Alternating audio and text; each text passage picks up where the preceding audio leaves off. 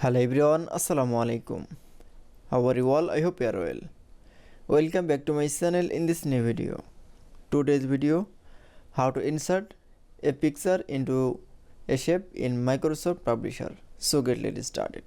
At first, open your Publisher document. In this video, I will show insert a picture into a shape. Now, going to the insert one option. Now for click. Then click for a shape. Then choose a shape. Now create a shape. Now going to the shape fill option, then click for a picture option.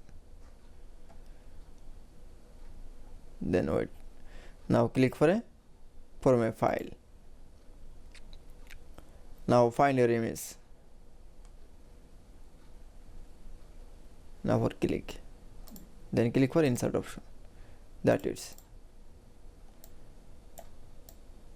Then you show insert a picture into a shape in Microsoft Publisher is very easy. I hope you enjoyed the video. Please like, comment, share and subscribe my channel. Thanks for watching.